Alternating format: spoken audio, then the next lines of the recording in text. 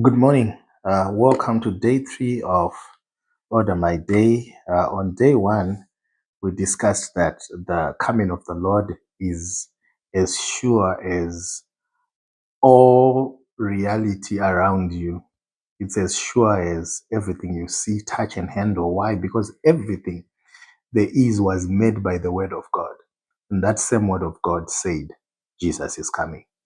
It couldn't have made everything you see and lie about the coming of Jesus Christ. No ways. And then on day 2, we established the fact that when Jesus comes, he's coming for people that are ready.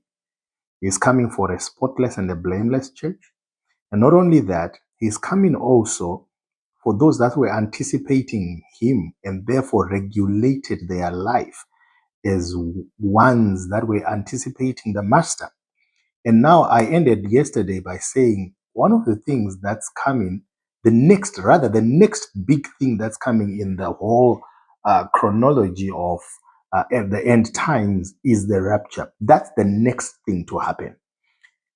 If you are asked what's next, the next thing is the rapture of the church.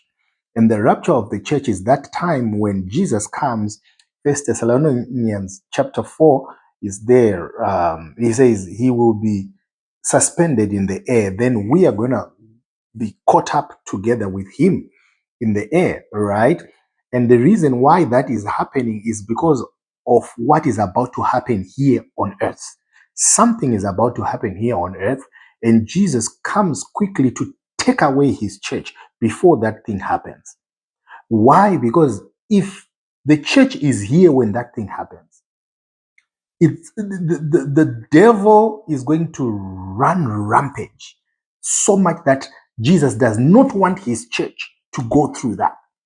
So that means if you are left when the church is gone, you are going to be in big trouble. So much trouble that, excuse me, so much trouble that you may decide on giving up on your faith on Jesus.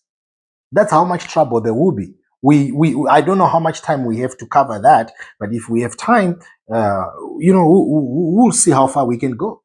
So you don't want to be there. As a matter of fact, let's go to Matthew chapter 24 and see what Jesus said there about these times. He said, so in verse, let me start from verse 19. He says, how dreadful it will be in those days for pregnant women and nursing mothers. Pray that your flight will not take place in the winter or on the Sabbath, for then there will be great distress, unequaled from the beginning of the world until now, and never to be equaled again. For if those days had not been cut short, no one would survive. But for the sake of the elect, those days would be shortened. So that's the time that's coming soon after we have gone to heaven, and there will be such distress. It has to be short. Otherwise, no one would survive. And when you study your scriptures, you will notice that this is the 7-year period that's there before the second coming of Christ. So we are saying rapture, and then that 7-year period, and then Christ comes.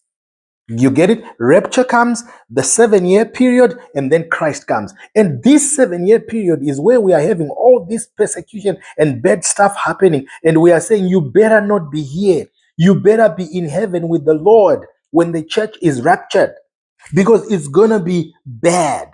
We are going to have the Antichrist and the false prophet, that will lead people astray with signs and wonders. And then in Revelations 19:20, they are going to be captured and thrown in the lake of fire.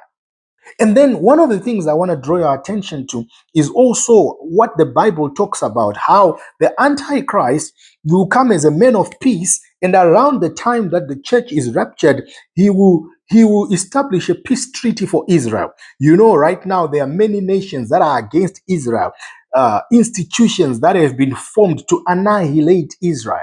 right? And so he will come. And I mean, I think most of you, since you were born, you have been hearing about wars in Israel and all that, right? So this guy comes and he seems to be the one who has a solution for Israel, and he guarantees their peace.